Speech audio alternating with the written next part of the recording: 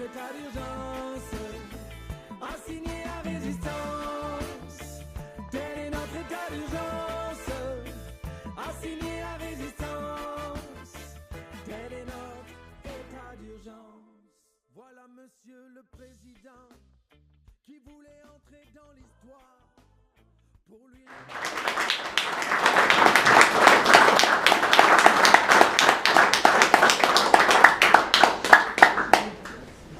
Voilà, écoutez, maintenant on va passer à l'épisode suivant, questions-réponses.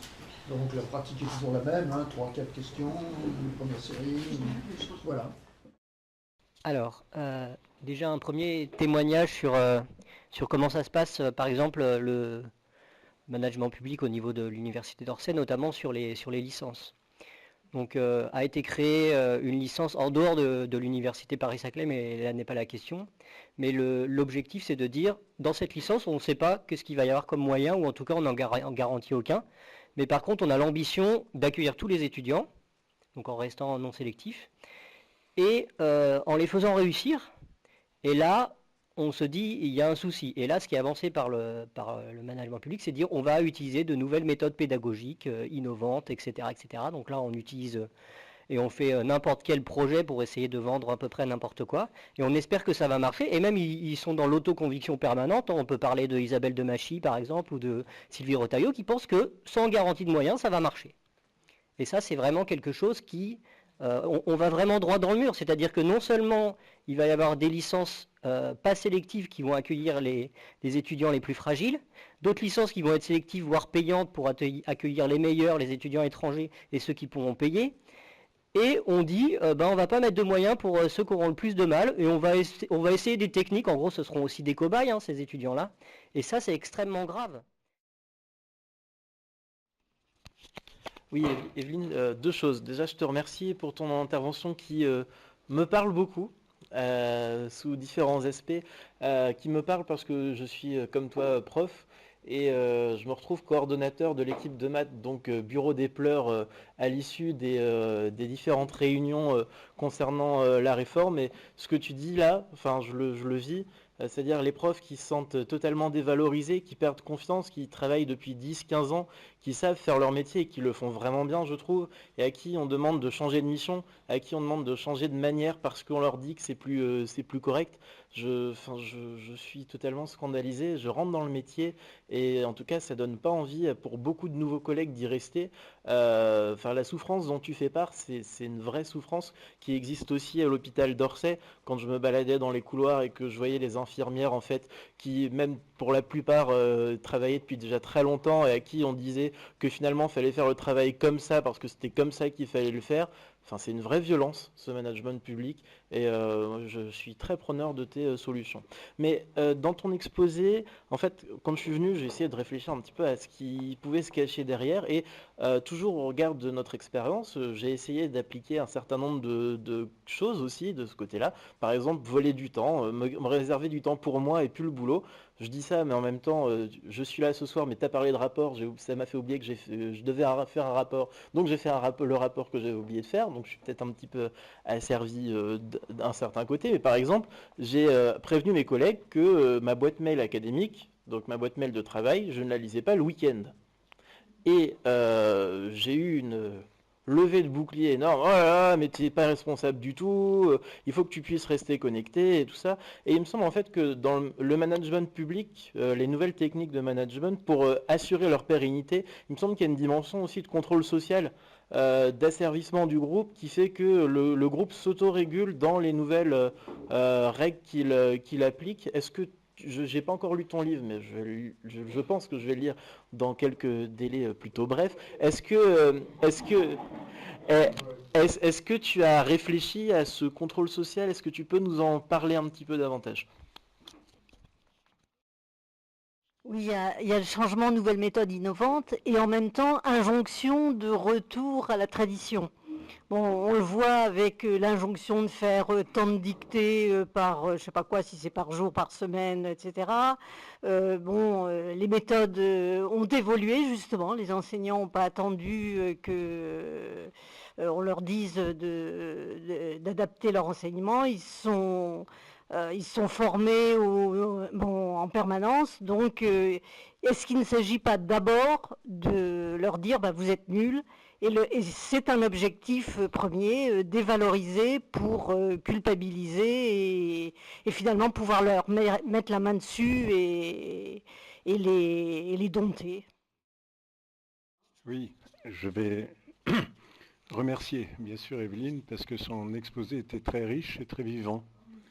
J'avais deux questions à poser. La première, c'est ça fait 40 ans que je m'étonne de cette incongruité que dans les écoles de Jules Ferry, on continue à faire des inspections individuelles, sachant que la pédagogie est un travail collectif. Et là, il y a du grain à moudre. Pour continuer sur la démarche collective, je voulais, puisqu'on parle du management, je voulais faire état de mon expérience en démarche qualité. La démarche qualité, c'est une démarche anglo-saxonne, bien américaine, qui a été inventée par l'US Air Force pour s'assurer que la bombe qu'on lance a bien pris en compte les calculs initiaux. Et quand je parle de la bombe, vous savez auquel je pense. C'est une démarche très intéressante. Pourquoi? Parce qu'elle donne le pouvoir au chemin qui mène au résultat. On pose une question, il faut s'assurer que la réponse soit bien la bonne réponse à la question posée initialement.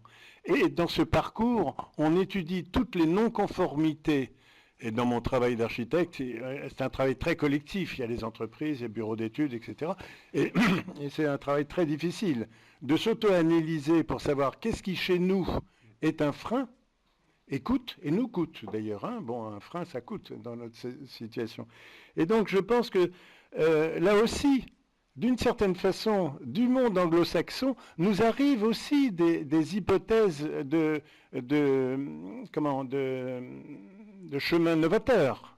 Parce que là, il s'agit réellement d'un problème qui est posé en toute rationalité, là on est en plein Descartes, mais en même temps qui ne peut s'analyser non pas par une idéologie qui tombe d'en haut, mais par une pratique. C'est de la pratique que l'on fait, que l'on va vers l'excellence. C'est la démarche qualité.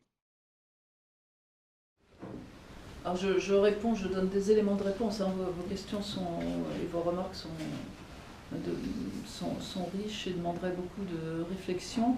Et voilà. Mais, donc quelques éléments et quelques réactions par rapport à ce que vous dites.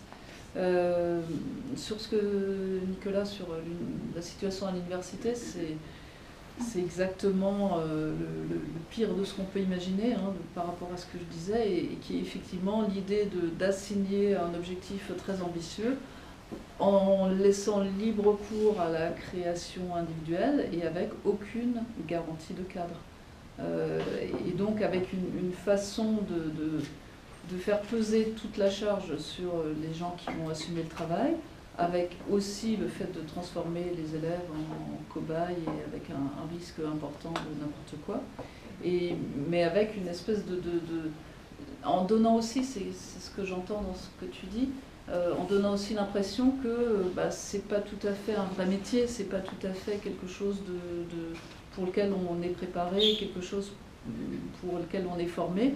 On vous demande d'inventer un nouveau travail d'une certaine façon et d'inventer une nouvelle façon de faire. Donc c'est un exemple vraiment très frappant de ce qui se fait de pire. Gabriel, ce que tu disais, notamment sur le contrôle social et sur la déconnexion et le numérique. J'ai fait une allusion tout à l'heure au panoptique. Le panoptique, vous savez, c'est les établissements qui sont construits comme ça, comme des anneaux, avec au milieu une tour, et la personne qui est dans la tour peut surveiller l'ensemble des cellules ou chambres de l'anneau.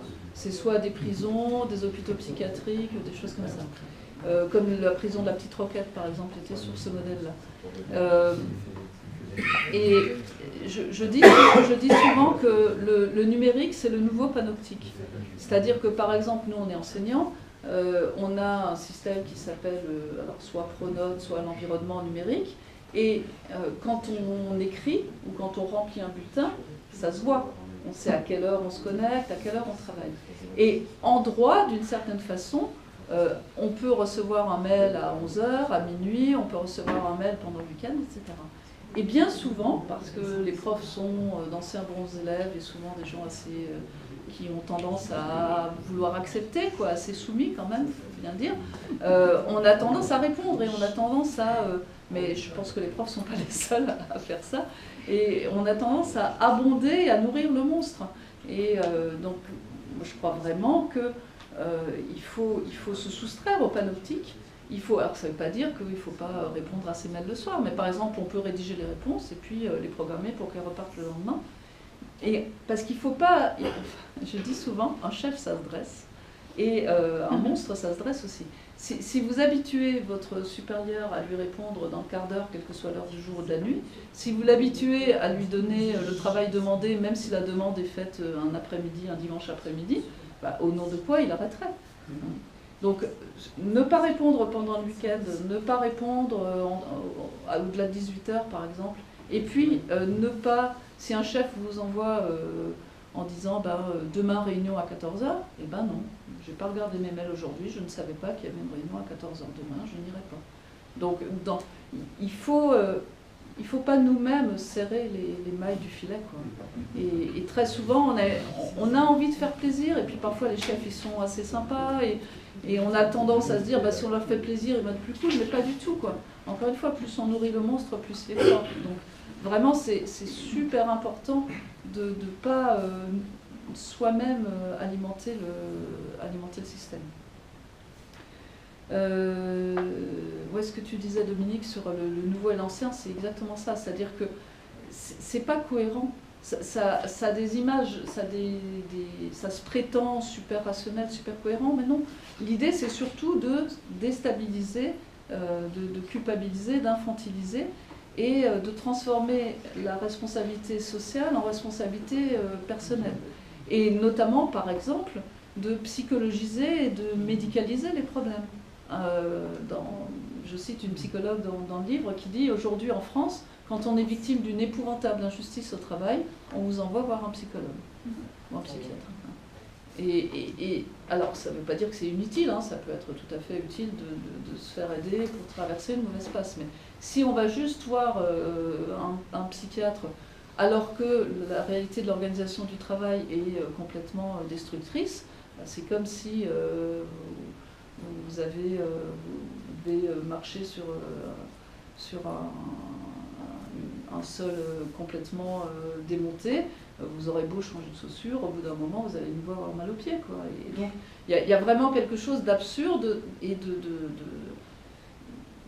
une négation de la dimension politique du problème. On va vous dire c'est vous qui êtes fragile, c'est vous qui êtes voilà, beaucoup dans l'enseignement énormément, notamment dans tous les domaines ultra féminins, ultra féminisés, puisque traditionnellement on considère que les femmes sont dans la psychologie et dans la fragilité, etc.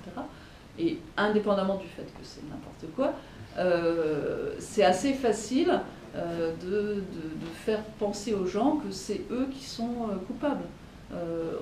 On a tous une tendance à culpabiliser, à croire que les choses sont de notre faute, d'autant plus que le discours est assez habile pour nous faire croire qu'on nous donne tous les moyens de réussir et que c'est nous qui n'y arrivons pas. Il faut vraiment réagir en se disant « Attention, c'est un piège, le problème c'est pas moi qui suis fragile, la situation fait que personne, dans une situation pareille, personne ou pas grand monde, on s'en fout, on n'est pas là pour être des héros, hein, mais une personne normalement constituée qui fait son travail avec le maximum de conscience, eh ben ça suffit pas, on ne peut pas bien faire un tel travail. Encore une fois, moi je pense souvent au fait de je veux bien faire un bon gâteau au chocolat, mais sans chocolat, j'y arriverai pas. Ça je confirme. Et Alain, ah oui.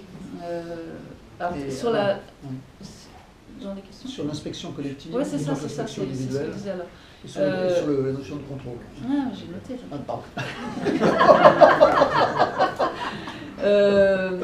Alors les deux choses sont super intéressantes. Sur la démarche qualité, je trouve ça effectivement... Alors tu me donnes l'occasion de dire que je ne critique pas tout ce qui vient des pays anglo-saxons, bien évidemment, et notamment sur les dimensions de coopération, il y a aussi des travaux anglo-saxons hyper intéressants sur ces questions.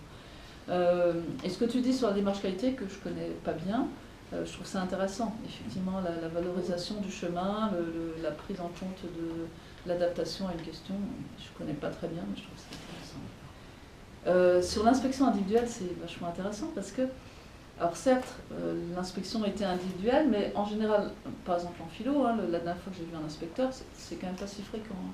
Moi, j'ai été inspectée une fois au bout de 19 ans. Donc, c'est pas une obsession de l'inspection individuelle. Pardon.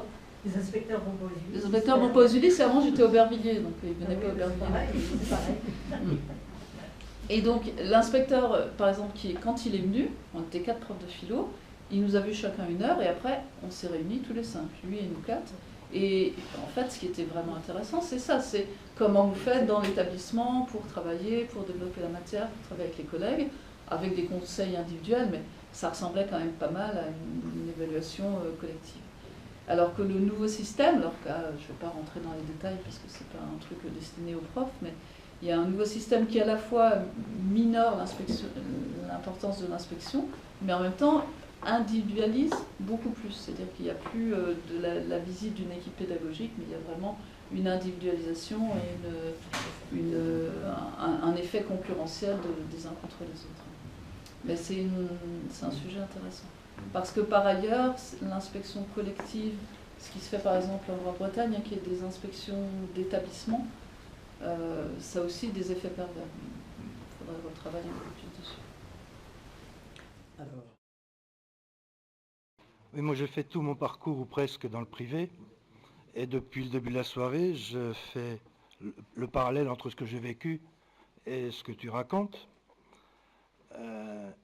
J'ai beaucoup dirigé, j'ai aussi beaucoup été dirigé, et maintenant j'ai dans la tête une image de manège où je tourne en rond, où je fais tourner les gens en rond. C'est pas très rigolo, mais bon. Et il y a un point dans tout ce que tu as dit où je peux peut-être apporter un petit éclairage.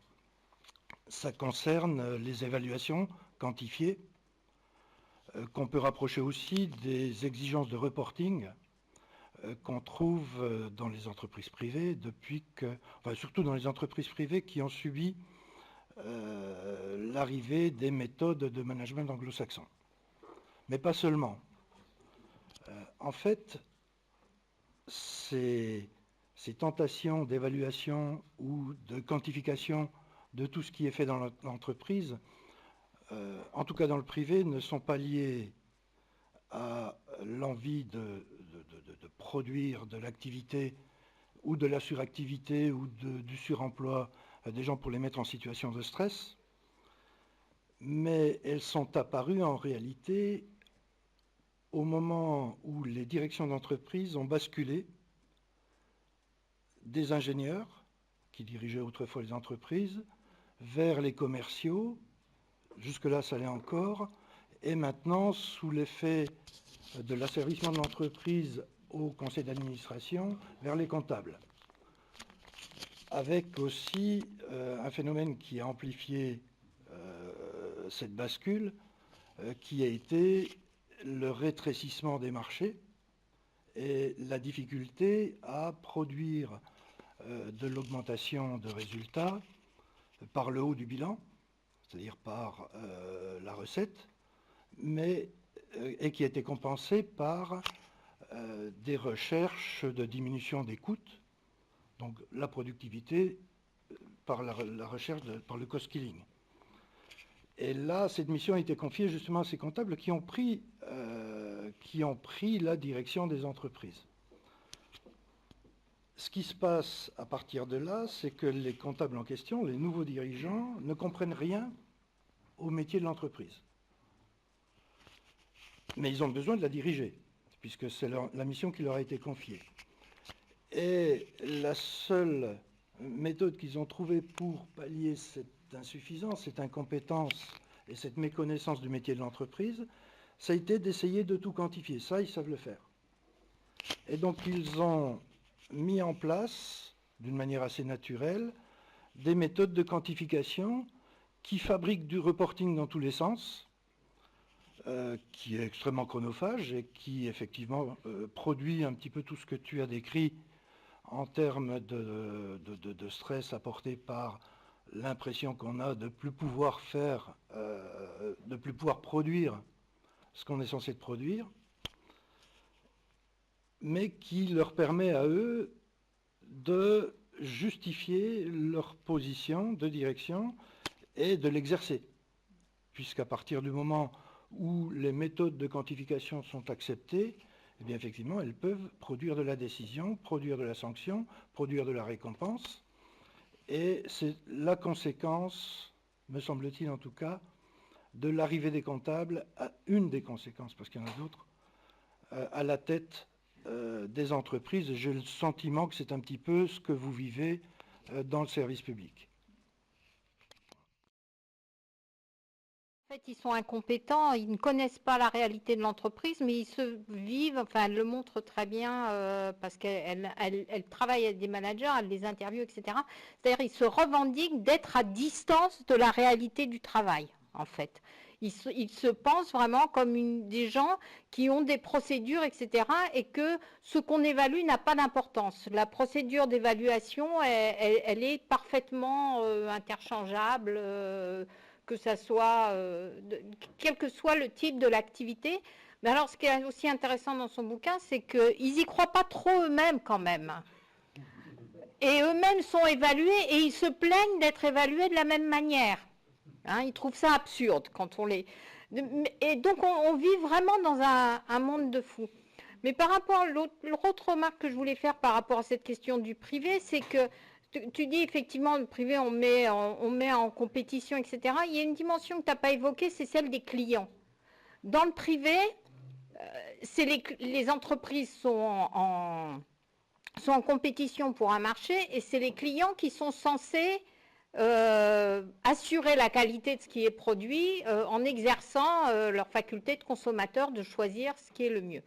Or, quand on fait fonctionner, alors outre le fait qu'on pourrait analyser les marchés et montrer que ça ne marche pas si bien que ça, enfin, que ce n'est pas tout à fait comme ça que ça fonctionne, mais de plus, quand on applique ça à la notion de service public, on transforme l'usager en client. Et je crois que c'est une caractéristique, et les élèves deviennent des clients, et les étudiants deviennent des clients, etc. Et on est en plein dans cette idéologie une forme du marché, en fait. La troisième remarque que je voulais faire, c'était par rapport à... c'est quand même un système, par rapport à la difficulté de résister à ça. C'est un système qui est quand même extrêmement performatif. Et moi, je l'ai vu avec une capacité de faire... intégrer les normes mêmes qui les aliènent par les acteurs, enfin par les personnes qui sont soumises à ces évaluations. Un des exemples moi, qui m'avait frappé, c'est que maintenant, quand on fait des demandes de contrat de recherche, hein, on nous demande de faire des plannings. Alors, en recherche fondamentale, à faire des plannings, c'est... Bon. Alors, je me rappelle très bien qu'au début, on nous demandait, alors il fallait avoir des objectifs, il faut avoir à 6 mois, à 1 an, à 18 mois, etc. Et au début, tout le monde s'est livré à l'exercice en disant que c'est totalement absurde et de toute façon, on sait bien que ça n'a aucun sens et qu'on ne les tiendra pas. Et puis, on va faire un rapport à 6 mois pour expliquer pourquoi on n'a pas tenu nos objectifs parce qu'il y a eu tel ou tel problème. Et en fait, ce que j'ai vu, alors peut-être être plus aussi avec des plus jeunes collègues, c'est en fait très rapidement, les gens ont commencé à se stresser parce qu'ils n'arrivaient pas à tenir ces objectifs. Et avec une atmosphère, par exemple, puisque c'est des collaborations, hein, où il y a plusieurs groupes, où alors il y avait le coordinateur qui disait, mais attention, on avait dit alors puisqu'on a des livrables, hein, donc, mais notre livrable n'est pas atteint, etc. Et c'était une catastrophe. C'est le constat, le parallèle avec le privé, quoi. C'était notamment, bon... Alors, je ne sais pas si c'est uniquement anglo-saxon, cette manœuvre, parce que, bon, nous, ils prennent l'exemple sur le toyotisme et tout ce qui venait du Japon pour pouvoir être compétitif. Et avec par exemple, nous, c'est le lean manufacturing. Et donc, en fait, c'est par rapport à un poste de travail, c'est quasiment de filmer la personne au poste de travail pour voir comment faire pour qu'il n'ait aucun temps de libre. Et donc, le parallèle pour ne plus avoir le temps de penser. Et donc, il y a des parallèles. Ensuite, je reviendrai aussi sur les mots et comment tout est déconstruit au niveau des mots. Et on pourrait prendre par exemple les gilets jaunes. Les gilets jaunes, dans la lutte que les ouvriers ont menée au siècle dernier, et même le siècle d'avant, les jaunes, c'était les traîtres, c'est ceux qui ne faisaient pas grève. Et donc voilà, ça c'est des symboles. Bon, après, il y a un autre symbole, c'est ce qui réunit tous les gens. On peut leur donner un autre symbole, mais bon, voilà. Ensuite, il y a les foulards rouges, les macronistes là qui ont manifesté aussi.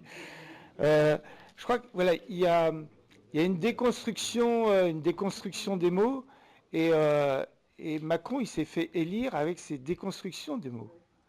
Et donc, voilà, non seulement dans les entreprises, il mène ces batailles idéologiques sur les mots, sur comment on vide les mots de leur sens. Et lorsque ce président arrive au pouvoir, en fait, il reprend cette idéologie, quoi. Donc, c'est vrai que par rapport à ça, moi, je pense que c'est bien ce que tu as dit là. Voilà, faut réfléchir comment construire du collectif. Tout à l'heure, j'entendais Gabriel qui disait, voilà, je suis coordinateur, c'est le bureau des pleurs.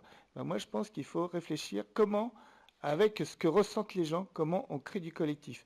Parce que c'est ça qui est intéressant avec ces gilets jaunes, c'est qu'au départ, ils partent sur un truc, voilà, on a ras-le-bol d'être taxés, et puis, quelque part, voilà, ils construisent des choses, et la manif d'aujourd'hui, elle est aussi un symbole de dire, voilà, comment on se rassemble, comment on converge, comment on construit du collectif avec le rassemblement les plus larges, quoi. Donc,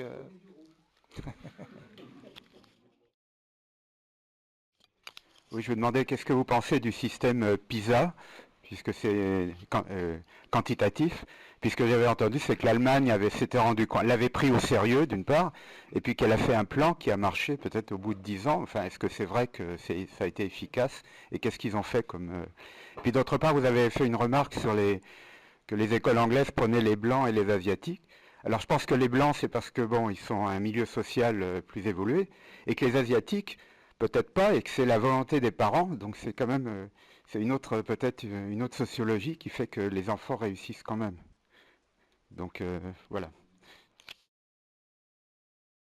Oui, moi, c'était sur les derniers propos que tu tenais dans ton intervention là sur le collectif et l'individu. J'ai cru comprendre, mais peut-être que je me suis trompé, que tu semblais opposer le collectif, le nous du collectif et le je de l'individu. Donc sans doute que tu vas réparer cette mauvaise oreille que j'ai eue.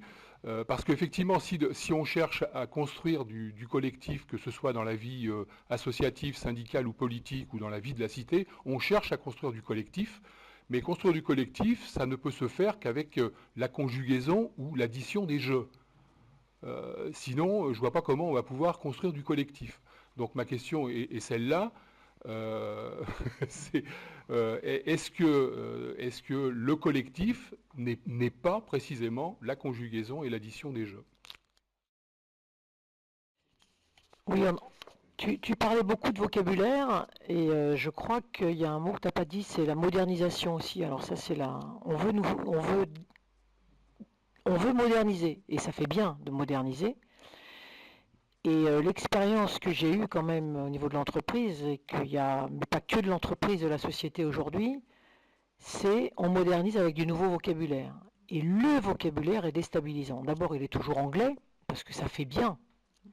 Et je crois que dans la déstabilisation de la société aujourd'hui, et donc du management de la société, je dirais même pas que des salariés ou des fonctionnaires finalement, de la société elle-même, on a à s'interroger, parce que nous on le subit partout, dans nos moments de repos, comme tu dis qu'il faut qu'on prenne, mais dans tous les moments, on subit un vocabulaire dont on comprend plus ou moins des fois au départ ce que ça veut dire et qu'on chope au hasard des médias, de la personne, mais aussi c'est déstabilisant parce qu'il change tout le temps. Et dans les entreprises, moi je me souviens très bien d'un comité d'entreprise à l'autre, d'un directeur à l'autre, dès que ça changeait, ils avaient chacun, donc ils faisaient des stages, hein, ça se sentait parce que vous alliez d'un endroit à l'autre, et ça se fait sûrement encore aujourd'hui, ils ont un vocabulaire. Et le vocabulaire, hein, ça veut ce que tu disais, c'est le moderne. Et donc, tous les nouveaux qui arrivent, ou même dans les anciens qui veulent être modernes, les jeunes qui veulent suivre la progression, enfin on est tous dans une même bulle de répondre à ce qu'ils demandent et en même temps complètement perdus. Et ça, je pense que on a à avoir une réflexion en tant que citoyen sur dois-je accepter de changer tout mon vocabulaire systématiquement parce qu'on m'a dit qu'aujourd'hui c'était moderne d'utiliser reporting, c'est ça qui m'a fait penser à ça, qui m'a toujours agacé, et tous ces mots anglais, d'abord qu'on pourrait utiliser plus, mais qui derrière, tout ce que tu as dit, quoi, qui derrière nous écrase et nous oblige à être dans le moule qu'il nous faut. Moi, c'était par rapport au vocabulaire aussi, puis par rapport aux petites armes de défense pour détruire la bête. Pour détruire la bête, ça va là? Ah, pardon. Ok. Moi, au début, j'ai culpabilisé comme tout le monde. Enfin bon, je suis passée par toutes les étapes. Hein. Il y a un moment où, il faut effectivement se méfier des mots et dire les mots tels qu'ils sont. Moi, je travaille en projet. On me donne des jalons. et je suis désolée, mais un projet qui n'a pas de point de départ, qui n'a pas de point d'arrivée, qui n'a pas de moyens et qui n'a pas de ressources, c'est pas un projet, c'est un truc. C'est un système D. Et les jalons de ce projet, c'est pas des jalons, c'est des incantations. Et quand on dit ça à son chef en le regardant bien dans les yeux, que ce soit un copain ou que ce soit quelqu'un qu'on exècre, si on arrive à tenir les 15 secondes de silence derrière, honnêtement, on a gagné des points. Hein, c'est très très clair. Et il y a une deuxième façon aussi de bien le désarçonner, c'est de ne pas parler de stress, de ne pas parler de choses comme ça, mais de dire moi ça me rend triste, moi ça me fait peur, des choses comme ça. Les vrais mots qu'on a en français, hein, qui ne sont pas du reporting, du stress et de je sais pas quoi, et juste de lui dire mais tu te rends pas compte l'effet que ça me fait, moi je vais te le traduire, et puis de le dire par des mots d'enfant presque. Hein, et là, il se dit oui, j'ai peut-être une responsabilité par rapport à ça. Parce que sinon, il passe son temps à te dire oui, mais on n'a pas les moyens, mais il faut qu'on avance, moins avec plus, plus avec moins, que sais-je, enfin bon, bref. Et il est en plein dans son trip, lui aussi. Hein. Et donc, il faut le faire atterrir, quoi. Voilà. Et ça, les mots, c'est vachement fort. Hein. Oui, ce que tu décris pour les adultes et pour les enseignants, est-ce qu'il n'y a pas la volonté de mettre dans ce moule-là très tôt, et même les enfants, et à travers ce qui est maintenant les évaluations successives des enfants, le fait que très tôt, évaluer très tôt, ça pourra avoir des conséquences pour la suite, etc. Et qui fait que régulièrement, on a des enquêtes qui nous expliquent que les enfants sont malheureux, et on peut voir autour de nous qu'ils ne sont pas forcément toujours épanouis en allant à l'école, et que, je sais pas, récemment, il y a eu aussi un truc qui disait que les petits Français étaient extrêmement stressés. Finalement, est-ce qu'on ne cherche pas à dresser dès le plus jeune âge et du coup, comment les enseignants peuvent ne pas se laisser piéger par là-dedans, mais que faire pour pas que ça soit transmis aussi du côté des enfants, quoi, parce que c'est... Voilà.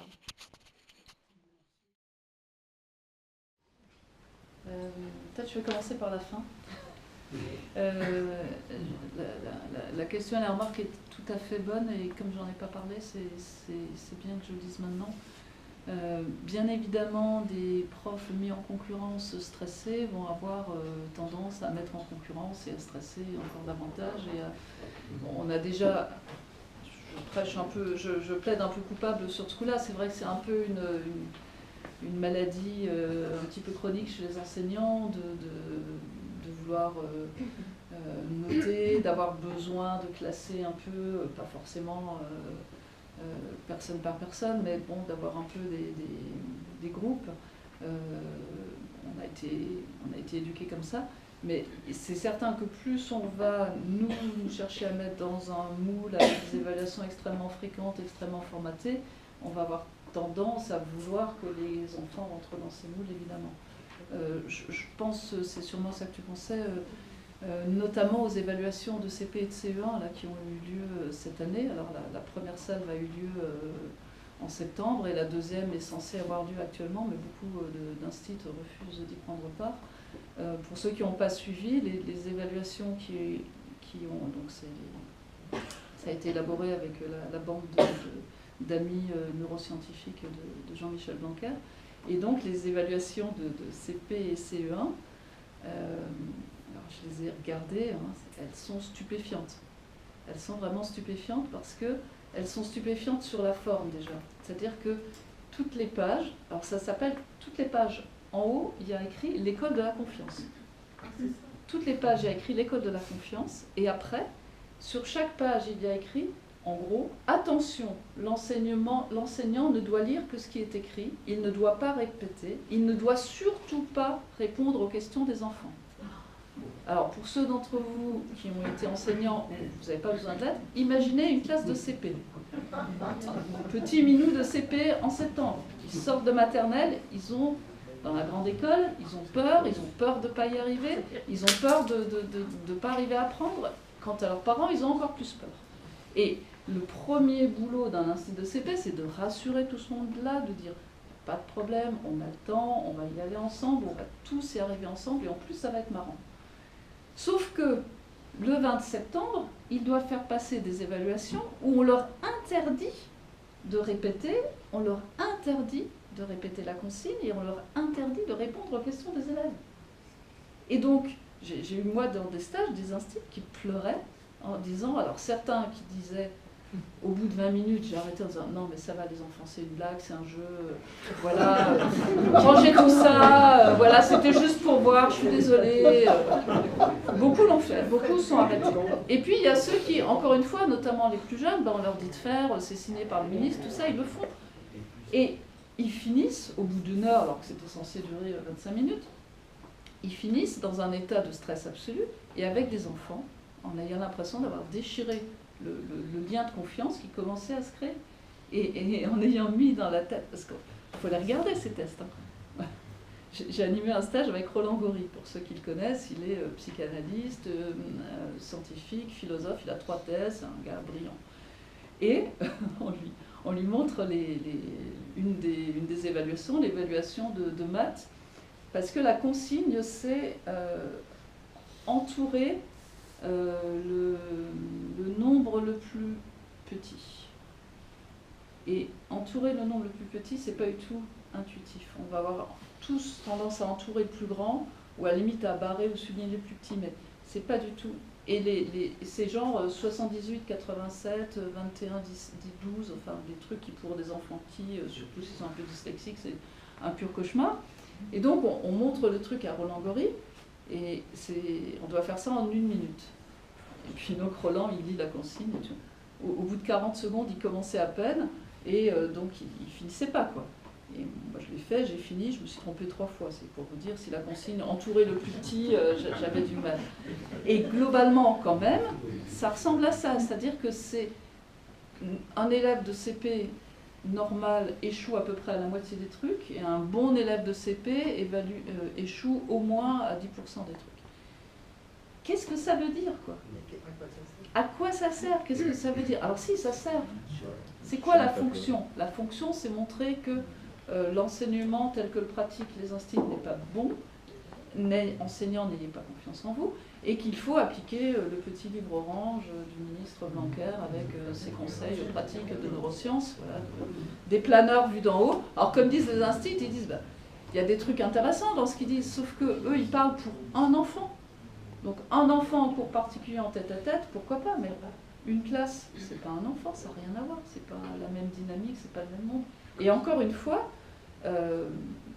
imposer quelque chose qui, en termes de relations de confiance, est désastreux, c'est aussi vouloir insécuriser les enfants. Voilà. Donc il y a un double discours, comme ce que tu disais tout à l'heure.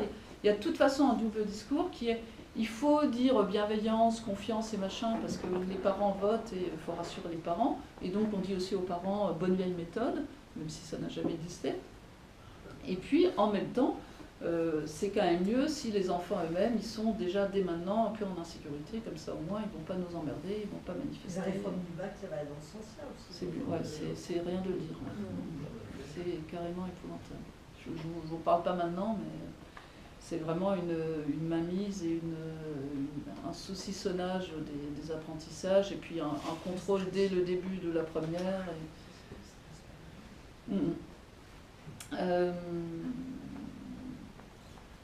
Par rapport à ce que tu disais, Nathalie, faut vraiment les faire atterrir, quoi. Et donc, tu avais raison, Annick, de citer le livre de Marianne Dujardin, hein, le management désincarné. Voilà, je cherchais le titre, c'est un super bouquin. Et les histoires des planeurs, alors les chefs d'établissement dont je vous parlais tout à l'heure, maintenant, il y a marqué dans leur formation, et on leur dit, ceux qui nous racontent leur formation, on leur dit d'abord, oubliez que vous avez été prof, oubliez, si vous ne l'avez pas été, c'est bien mieux, et il n'y a aucun lien entre le métier que vous allez faire et le métier que vous avez fait avant.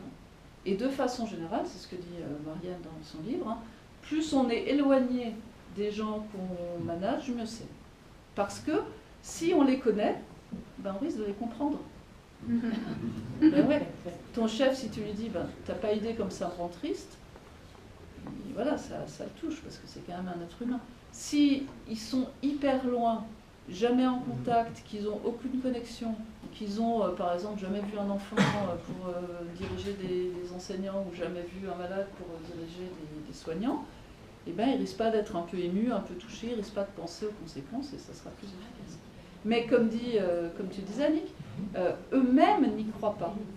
C'est-à-dire eux-mêmes, quand ils sont évalués, tout ça, ou quand ils font d'autres choses, par exemple quand ils créent eux-mêmes des entreprises ou des associations, ils ne se servent pas du tout de ce système-là. Et ils vont au contraire utiliser des modalités de coopération, etc. Et Marianne, elle dit, c'est des pratiquants non-croyants. C'est hyper intéressant parce qu'en fait, ça montre qu'ils font ce qu'on leur dit de faire, eux aussi, mais que, alors qu'ils sont les meilleurs connaisseurs du système, ils n'y adhèrent pas. Et ils ne pensent pas que ce soit une bonne idée. Donc ça, c'est intéressant, parce que eux-mêmes, qui sont les spécialistes de ces modalités-là, ils pensent qu'elles sont, contre-productives pour le moment. Daniel, j'ai pas du tout dit, enfin j'ai dit, peut-être, hein, mais tu as bien compris que je n'ai pas pensé que le collectif s'opposait, que le nous s'opposait au jeu, bien sûr que nous. Au contraire, je pense vraiment, sauf à penser à un collectif qui est négateur d'individualité, que c'est dans l'expérience personnelle de chacun, à la fois l'expérience professionnelle et dans la sensibilité, dans la personnalité entière de chaque personne, qu'on peut après entrer en relation et tisser du collectif. Ce que je voulais dire, c'est que l'intérêt général n'est pas la somme des intérêts particuliers. C'est-à-dire que ce n'est pas en opposant des gens qui sont en concurrence, qu'on va mettre artificiellement en concurrence, qu'on va arriver à créer un tout. En revanche, en regardant plus loin que son égoïsme et en regardant pour ce qui est bon pour le groupe, là on va rejoindre ce qui est aussi bon pour l'individu. Mais bien évidemment, je pense qu'au contraire, dans les quelques exemples de lutte réussie que je donne dans le livre, c'est toujours partie d'expériences individuelles et de réactions, de colère ou d'émotions locale ou individuelle. Joël, ce que tu dis hein, sur la modernisation, le vocabulaire, bien sûr, changer la langue, c'est... en fait, chaque fois qu'on doit apprendre une langue nouvelle, on est comme un enfant. Et donc, chaque fois qu'on nous change le vocabulaire, c'est comme si on nous remettait dans la nudité, dans la vulnérabilité du petit enfant. Et donc, évidemment, si en plus c'est une langue un peu étrangère, on est comme si on était à l'étranger en plus. Donc oui, moi je crois que c'est important de ne pas parler de reporting, de ne pas parler... alors soit on peut s'amuser à... J'aime beaucoup faire ça, mais ça dépend du contexte. On peut ou on ne peut pas, mais apprendre un peu la langue pour la retourner. Et pour montrer la vacuité, répondre avec le même discours et montrer à quel point on prend tous les mots, on les secoue entre eux, on sort et ça a l'air de vouloir dire quelque chose. Il y a un livre comme ça, je crois que c'est le guide d'autodéfense intellectuelle de Vincent de Goléjac où il y a une espèce de double phage où il y a des sujets, des verbes, des compléments et on peut tout changer et ça fait une phrase qui a l'air de vouloir dire quelque chose alors qu'elle ne veut rien dire. Ça marche super bien quoi avec...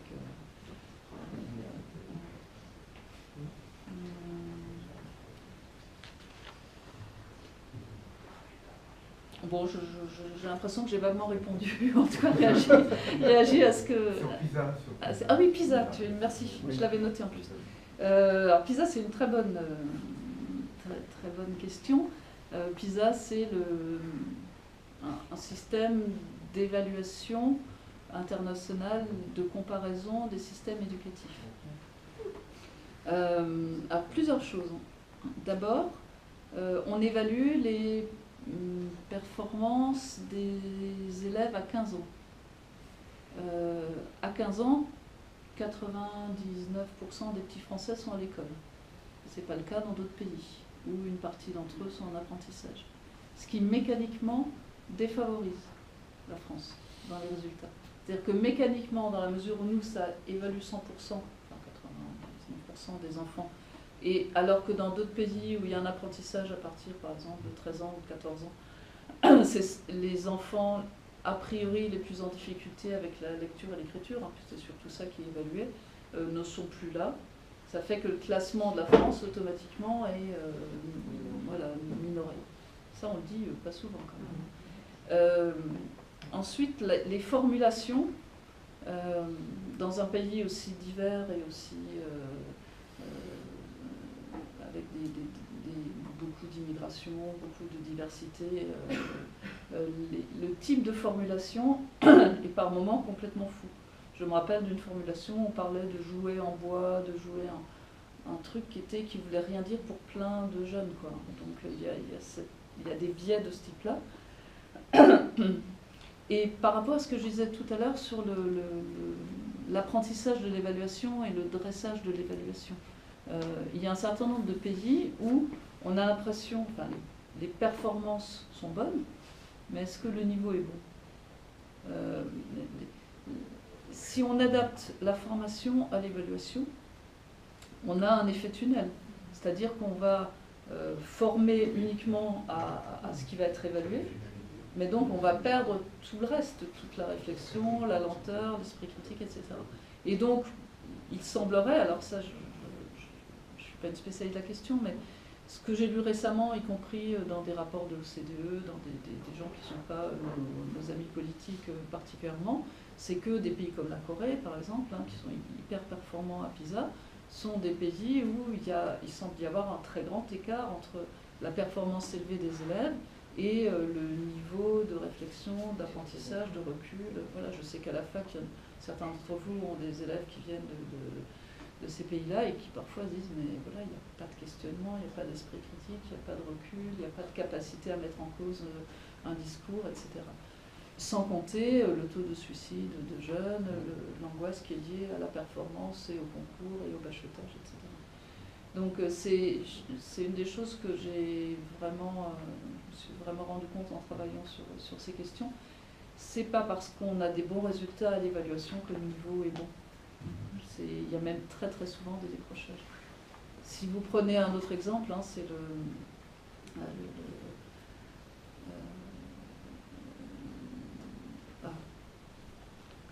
vais y arriver. Oui, la politique du chiffre dans le domaine de la sécurité.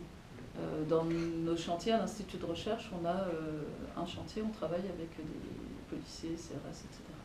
Et donc ce qu'il nous expliquait, c'est que le commissariat qui a les meilleurs résultats, il n'y a pas beaucoup de lien avec le fait que ça soit une très bonne équipe, ni avec le fait que dans l'ensemble, dans le quartier ou dans l'arrondissement, ça aille mieux. C'est juste que la façon de compter change. Si on vole un sac de pommes, est-ce que c'est une affaire ou est-ce que c'est 12 affaires? Parce qu'il y a 12 pommes. Si on retrouve le sac de pommes, est-ce que c'est une affaire résolue ou 12 affaires résolues? La politique du chiffre consiste à dire que c'est 12 affaires résolues. Et de la même façon, il y a un effet automatiquement pervers de l'évaluation quand cette évaluation a un effet immédiat sur le salaire, le niveau de reconnaissance et le classement des personnes. Je crois qu'on peut remercier.